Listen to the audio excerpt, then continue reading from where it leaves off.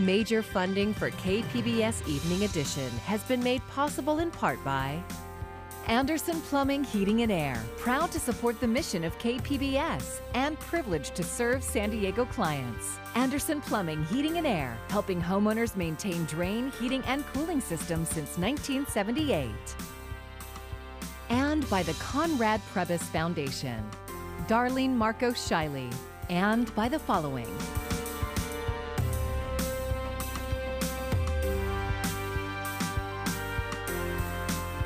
And by viewers like you. Thank you.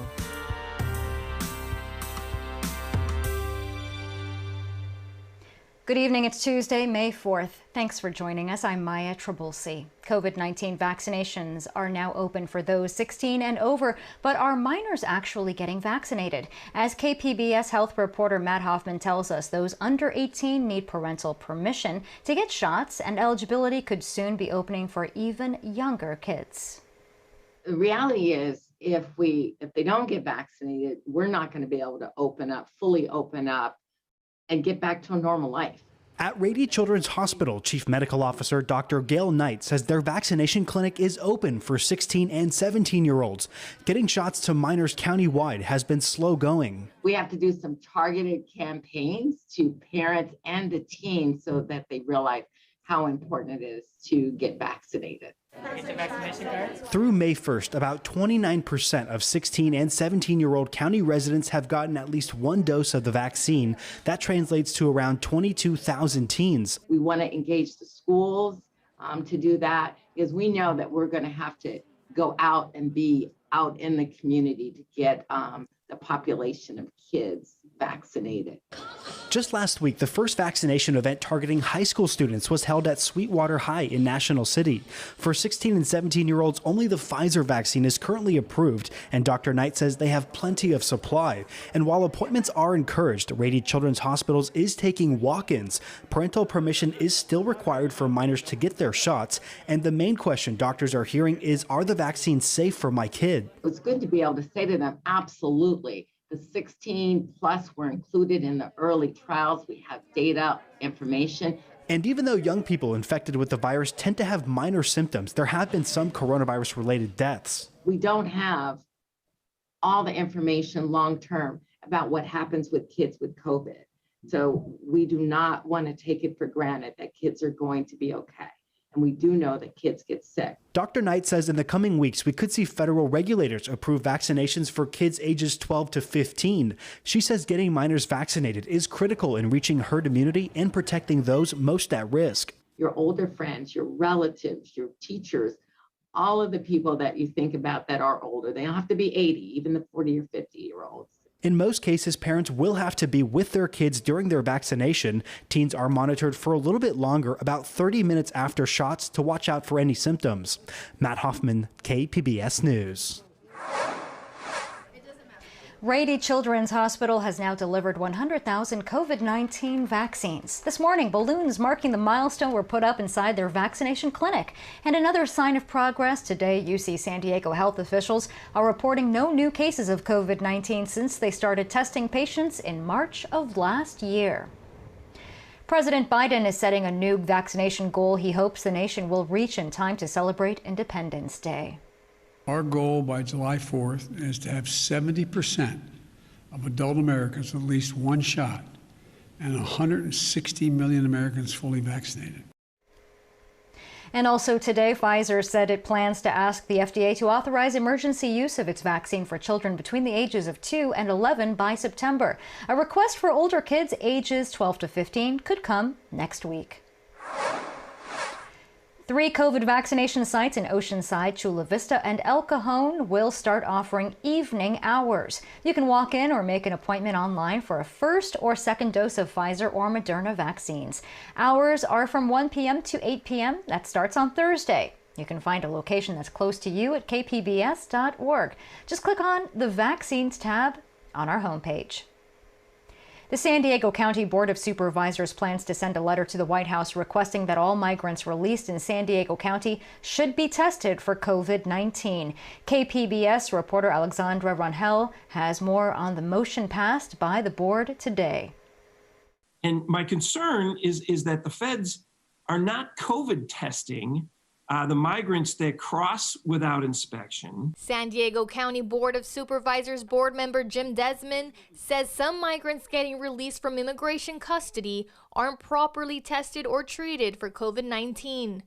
Desmond made a motion at Tuesday's board meeting to send a letter to the White House requesting that any migrants released in San Diego County should be tested for COVID-19. The motion passed unanimously with a second from Supervisor Chair Nathan Fletcher. Obviously, we want the federal government to do their job, which is the testing and treatment. And so I think encouraging them to do that, I think, is an appropriate thing for us to do as a board. Although the county has made great efforts to COVID test asylum seekers, Desmond says he's concerned about migrants who are released straight from Border Patrol custody. Now, I realize some of them go through Jewish Family Services and other entities, but if they can't take them, then these migrants are let go in San Diego County at transit stations and things like that. Minority Humanitarian Foundation, a nonprofit in San Diego that helps migrant families, confirmed to KPBS that migrants released by U.S. Customs Border Patrol were not being tested for COVID-19. The nonprofit said dozens are dropped off daily at local transit stations. Alexandra Rangel, KPBS News. A U.S. citizen is in custody accused of captaining a boat that crashed near Point Loma, killing 3 people and injuring more than 24 others. The name of the man suspected in the migrant smuggling operation was not released. 2 women and 1 man, all Mexican nationals, died on Sunday when the 40-foot boat crashed into the rocky shoreline. 27 of the survivors were from Mexico and 1 was from Guatemala. 24 people were killed in Mexico City when an overpass collapsed, sending a train crashing onto the street below. The accident last night was one of the deadliest in the history of the metro system, which is among the busiest in the world. Today, crews used a crane to lower a train car to the ground as they searched through the wreckage. 77 people were hospitalized. Today, the San Diego County Board of Supervisors is expected to formally support the George Floyd Justice in Policing Act. The federal bill seeks to federally ban chokeholds and limit qualified immunity. California has its own standard for use of force thanks to then Assemblymember Shirley Weber's bill AB 392. It became law last year. Cal Matters reporter Laurel Rosenhall breaks down the effect of the change on police officers and citizens. On average, California police shoot and kill someone every 2 to 3 days. That's higher than the national average, even considering California's size. After several high-profile cases of police shooting unarmed people, state lawmakers decided to act. I vote for AB 392. That measure passes. They passed a new law tightening the standard for when police can use deadly force. Here's what the new law means for Californians and police. When prosecutors decide if a police shooting is justified, they typically turn to a legal standard set by the United States Supreme Court in 1989. Your argument next to number 87. Essentially, it says an officer's use of force must be reasonable. Would a reasonable officer in the same circumstances do the same thing? If so, the shooting may be justified. Police see this reasonable standard as a critical legal protection they need to perform a dangerous job. Civil rights advocates see it as a squishy standard that's failed to hold many officers accountable for unnecessary killings. With the new law, California is going beyond the reasonable standard to limit when police can shoot. Officers can now only use deadly force when necessary in defense of human life. The law says officers are supposed to shoot only if there's an imminent threat of death or serious injury. It also says that in determining if a shooting is justified, authorities must look at the behavior leading up to the shooting of both the subject and the officer. That's supposed to encourage police to de-escalate situations whenever possible. We want to thank all of our sponsors and our supporters and the those new who law is a win for so civil rights advocates who've wanted to restrict police use of deadly force for a long time. But to get the bill through the legislature, they had to compromise with police. In the compromise, lawmakers took out a definition of the word necessary. This means a lot of the power of the new law is largely going to be determined by the courts. In future cases, it'll be up to them to decide what necessary means. They also incorporated ideas from the Supreme Court's reasonable standard. So the new question for deciding if a shooting is justified will basically be, would a reasonable officer think it was necessary? After the compromise, police dropped their opposition to the bill, and a few civil rights groups, including Black Lives Matter, pulled their support. The law goes into effect on New Year's Day 2020. And here's one more thing you should know. California lawmakers also advanced a police-backed bill about deadly force. It will give officers more training about the new standard, as well as things like bias and alternatives to firing their guns. For Cal Matters, I'm Laurel Rosenhall. An attorney for Derek Chauvin has filed a motion asking for a new trial. The former Minneapolis police officer was convicted for the murder of George Floyd last month. His lawyer is alleging jury and prosecutorial misconduct as well as witness intimidation. The motion also claims the court, quote, abused its discretion in not granting a change of venue or sequestering the jury.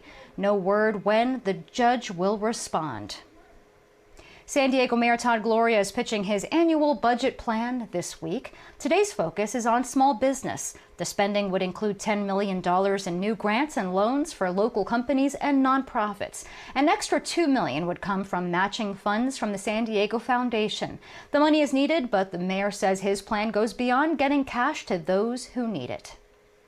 I think I'm not letting out any deep secrets when saying that navigating the bureaucratic world at City Hall can sometimes be complicated and oftentimes frustrating. And that's why we are creating a new small business concierge program at the city to help businesses quickly navigate the regulatory process in order to get reopened and employ more San Diegans. Mayor Gloria made his comments while visiting Kearny Mesa's Convoy District. He, Congressman Scott Peters, and others met with the owner of a dance studio who benefited from a county program to cover rent during the pandemic. Advocates for San Pasqual Academy are still working to keep the foster youth facility open as the state is trying to close its doors. KPBS North County reporter Tanya Thorne tells us that for that to happen, the county and academy supporters must agree to terms that not everyone finds agreeable. Tucked in the hills of rural Escondido near the Wild Animal Park sits San Pasqual Academy, a one-of-a-kind residential educational campus for foster youth. But in March, the state of California informed the facility that the program would be ending in October. So we kick this set of youth out, the youth that we are responsible for, the dependents of the state and of the court, many of them who have no family. We put them out of their home. Reverend Shane Harris and other advocates for the academy have been fighting to extend the program until June 2022. In order for that extension to happen, the county and the academy must agree to a set of conditions that the state has sent in a letter. The main condition that advocates find troubling: no more foster youth can enroll in San Pasqual Academy. To say that you are no longer going to send youth to this campus is to say that this academy will close. Currently, there are 82 foster youth living at SPA, 15 alumni that have graduated from SPA that have returned to live there, and over 100 staff are running the program. There is a new federal law that discourages funding for congregate living in foster care facilities, and it's one of the reasons cited for shutting SPA down. Reverend Shane Harris is a former foster youth who attended SPA. He suggests the valuable land the academy sits on may be another reason motivating officials in charge. There's a different goal with this 238 acres that maybe, just maybe, the state and the county have invested in. And I would like to know what that is. What is the plan for this 238 acres? County Supervisor Jim Desmond was not available to comment. Advocates will be asking the County Board of Supervisors for an amendment to the agreement allowing new foster youth enrollment. Tanya Thorne, KPBS News. Firefighters are making some progress on the southern fire east of Julian. The last update from CAL FIRE put containment at 65%. The 5,184-acre brush fire was reported Saturday afternoon off Great Southern Overland Stage route in Shelter Valley. 3 homes and 2 other structures were destroyed. All evacuation orders have been lifted. CAL FIRE crews across the state are not only dealing with dry conditions and hot weather, but also a reduction in the number of frontline firefighters available to help. And that's because the inmate population, which was a large part of the state's firefighting force, has dropped significantly. Now the California Army National Guard is stepping in. 13 hand crews are getting training from CAL FIRE to be sent out to fires throughout the state.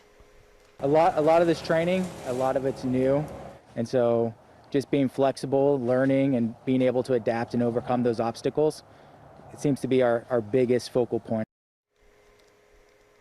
And while they may be in the learning stages, if a wildfire were to break out, they'll be rushed to the front lines to help contain it.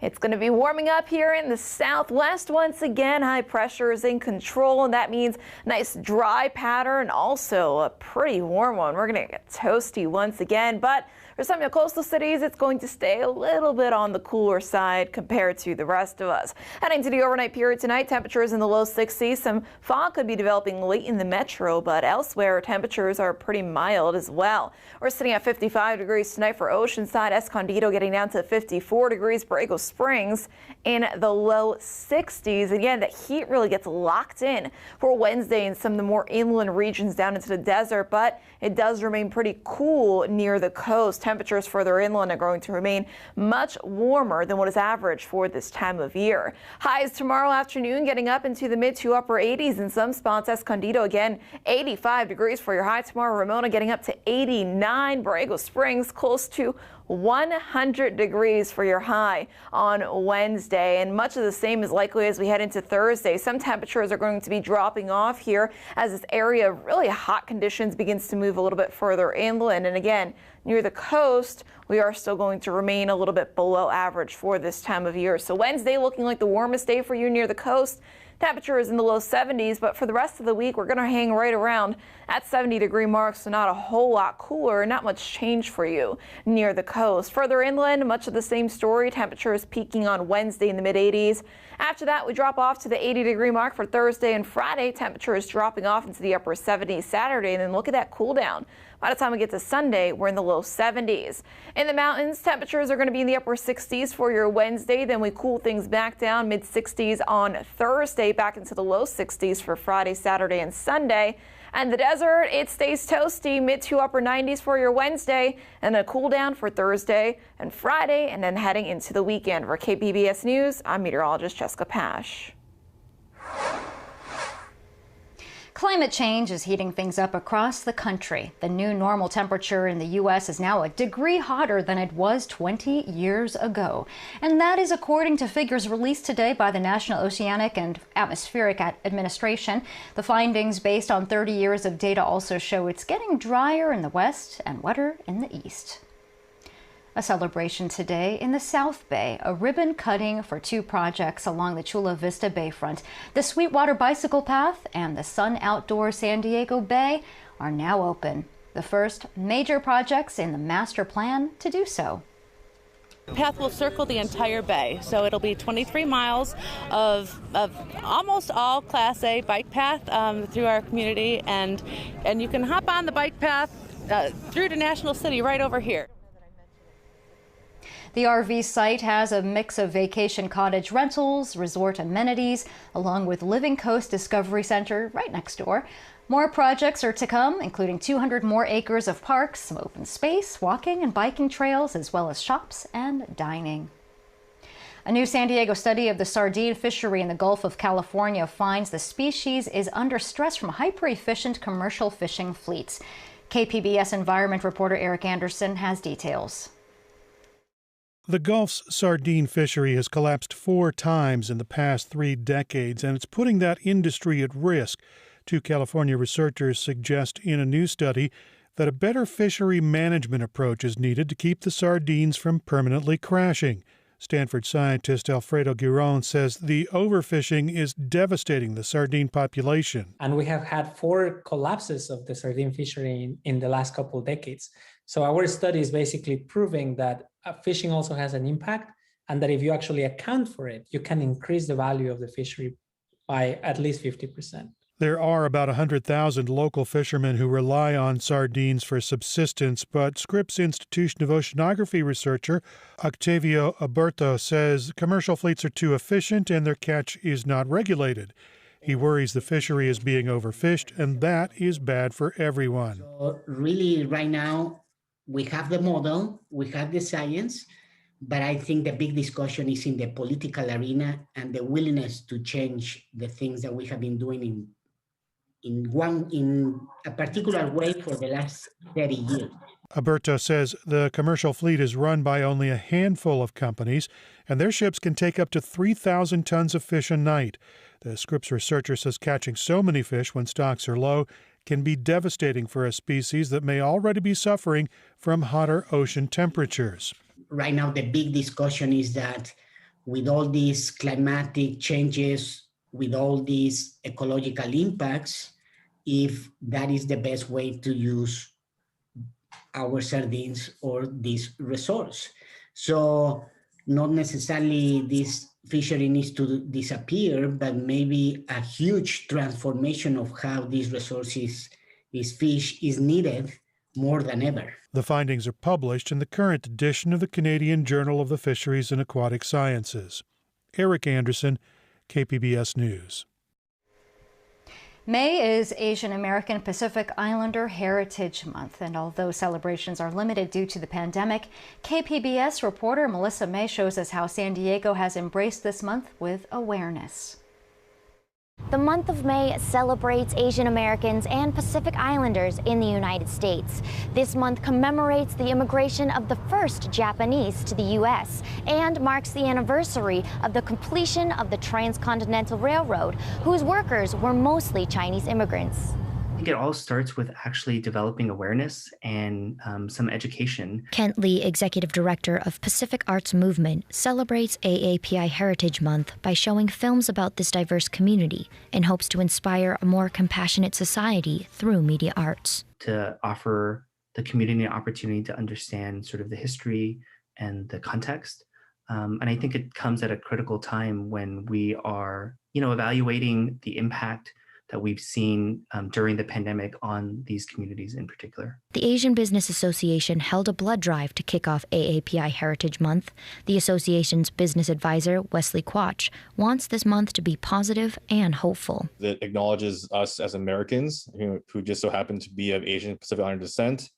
It's acknowledging our contributions to this country. It's also acknowledging where we came from, and basically what makes America great, right, is that, we come from all parts of the world. Cross Street Chicken and Beer General Manager Wilson Toe thinks people can celebrate AAPI Heritage Month by supporting the food hub in the Convoy District of Kearny Mesa. I love to see that there's awareness coming out to that community and seeing our community come together and support each other here in San Diego and all across the country. A report from the Federal Reserve says 90% of Asian-owned businesses in the U.S. lost revenue last year, compared to 85% for Black-owned businesses, 81% for Hispanics, and 77% for whites. 2020 also brought an increase of anti-Asian hate incidents. The San Diego Asian Pacific Islander Coalition formed during the pandemic in response to that increase. They plan to strengthen the voice of the Asian Pacific Islander communities here in San Diego. Melissa May, KPBS News. San Diego Unified School District is recognizing 3 Teachers of the Year during the most difficult school year in modern times. KPBS education reporter Joe Honk spoke to 2 of the recipients. It's been the toughest year, but it's been the most reinvigorating year at the same time. Thomas Courtney is this year's Elementary School Teacher of the Year at San Diego Unified School District. He said teaching during the pandemic meant readjusting his expectations for his students and for himself. But there were some moments where I just had to step aside and say, this is my typical standard, and now my standard for right now is going to be here, and I'm going to be okay with that. And that was tough to do. Courtney said the hardest part of this year was watching his students struggle through a computer screen. He recalled one student whose family lost their home during the pandemic. You're seeing them on the screen, packing, struggling through that, and then there's the uncertainty. They weren't sure if they were going to be able to stay. They weren't sure where they were going. But it wasn't just the pandemic that defined the school year. After the murder of George Floyd last summer, conversations about race in the classroom changed. We talked about the origin of racism.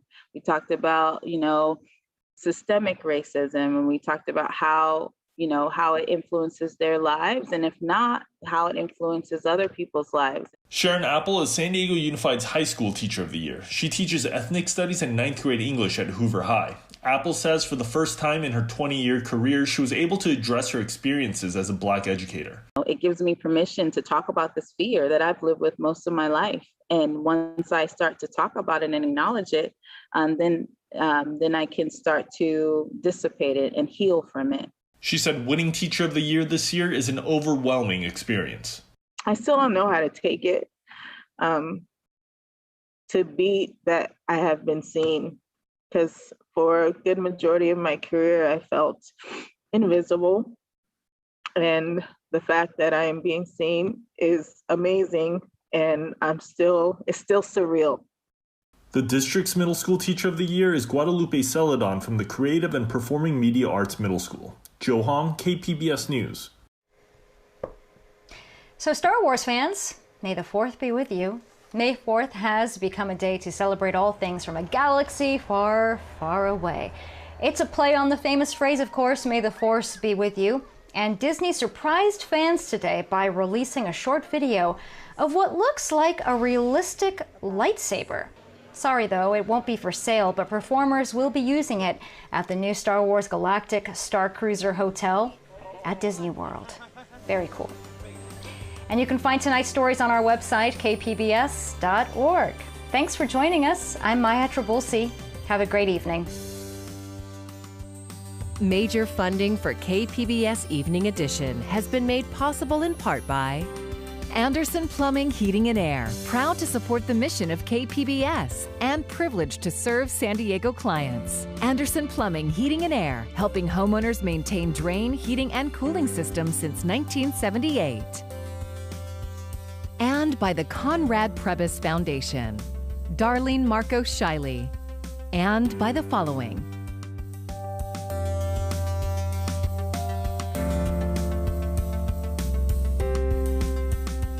And by viewers like you. Thank you.